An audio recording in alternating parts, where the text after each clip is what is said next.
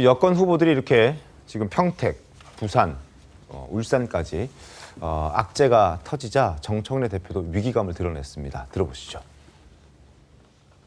있는 그대로 말씀드리면 대구 경북은 많이 어렵습니다. 부울경은 해볼 만하다. 그런데 어렵다. 그리고 서울도 많이 어려워지고 있다. 처음에 너무 좀 안심론, 낙관론 이런 게 너무 빨리 있지 않았을까. 수많은 변수와 수많은 경우의 수 그리고 돌발 상황이 발생할 수 있고 그래서 발생 가능한 모든 경우를 다 살펴보고 거기에 만반의 대비는 또 하는 수밖에 없다. 해야 된다. 정청래 대표가 저렇게까지 얘기하는 데는 정당 지지도 추이와 무관하지 않을 겁니다. 화면 보시죠. 서울은 거의 붙었습니다. 45대 32였던 정당 지지도가 39대 37 거의 붙었어요. 광주, 전라도 민주당이 거의 이 정도면 폭락이라고 얘기해도 괜찮겠죠. 14.3%가 일주일 사이에 떨어졌습니다. 14.3%가 떨어졌어요. 이런 것 때문에 지금 정청래 대표가 위기감을 느끼고 있다. 불안해하고 있다라는 얘기가 나오고 있습니다. 특히 서울 같은 경우에는 안개 속입니다. 뭐 어떻게 될지 승부를 판단하기가 이제 힘들어졌습니다. 4월 말만 하더라도 48% 정원호 후보, 오세훈 후보 32%에 그쳤습니다. 무려 16%포인트 차이. 오차범위 밖이었습니다. 그러나 5월 중순으로 접어들면서 43% 정원호 후보 떨어졌고 오세훈 후보 35% 상승하면서 8%포인트 차이 한 자릿수로 좁혀졌습니다. 어제 나왔던 조선일보 여론조사 보면 거기는 40대 37, 3%포인트 차이, 오차범위 내로 이제는 승부를 또 우열을 가릴 수 없는 상황까지 왔다라는 분석 여론조사들이 나오고 있습니다. 이렇기 때문에 뭐 이렇게 정청래 대표까지 나서서 얘기하는 것이 아닌가 싶은 생각이 들고요.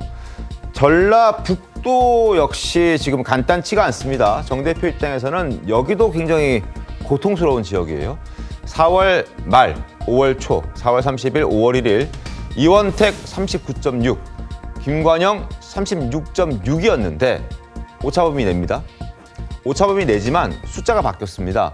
5월 중순에는 40.5 이원택 민주당 후보, 김관영 무소속 후보는 42.1입니다. 전북을 최근에 정청래 대표가 하루가 멀다 하고 찾아가고 있습니다. 뭐 이런 복잡한 사정들이 있고 혹시라도 김관영 후보가 정말 당선이 된다면 김관영 후보가 주장하고 있듯이 정 대표는 대표 자리에서 내려와야 된다. 뭐 이런 일이 현실이 될 수도 있기 때문에 저는 정청래 대표의 목소리가 저렇게 나오지 않을까 싶은데요. 이태규 의원님, 이 상황 어떻게 좀 지켜보고 계십니까?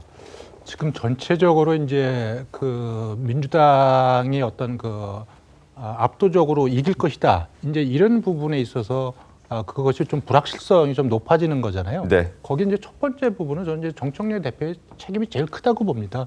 왜냐하면 어쨌든 이제 그 공소 취소 특검이나 이런 걸 무리하게 추진하면서 네. 일반 국민들이 봤을 적에 이 사람들은 권력을 주니까 자기 멋대로 하는구나. 뭐 이런 부분에 대한 반감들이 저는 보수층뿐만이 아니라 상식적으로 생각하는 많은 국민들이 네. 이 부분에서 굉장히 이제 거부감을 느꼈다고 생각이 들고 그런 부분들이 여론조사 지표상으로 나타나고 있는 거고요.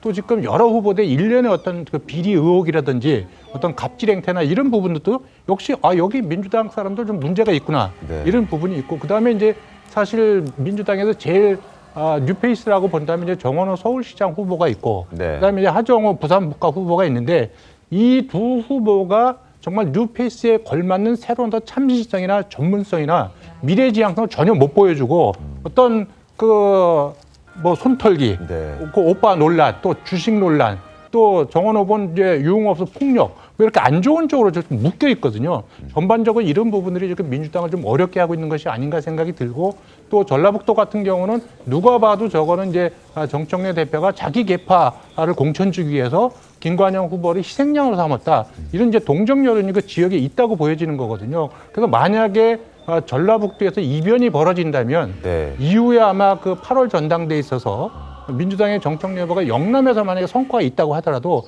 그 부분이 저는 전부 희석될 가능성이 높다. 왜냐하면 그 전라북도가 아마 민주당에서는 그 책임 당원 아마 비율이 꽤 높은 지역으로 이렇게 알고 있고, 그리고 이제 김민석 총리가 지금 은퇴하면 거기 살겠다고 거기 주소를 옮겨놨지 않습니까?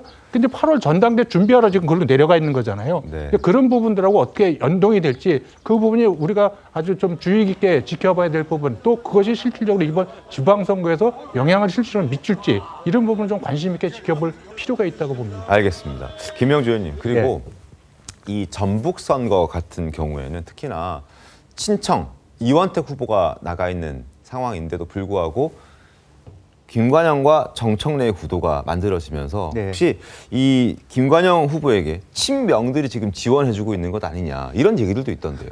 사실 김관영 후보의 선거 전략이 굉장히 기묘한 것이죠. 네. 그러니까 당정 갈등, 대통령과 당대표 갈등을 굉장히 노골적으로 선거 전략화했다. 네. 나는 뭐 어차피 그 정청래 대표나 당의 사무총장이 복당이 안 된다라고 하는 부분에서 정nghiêm 공격한 거 아닙니까? 네. 나는 정청래 대표가 있는 한 복당은 안 될 것이다.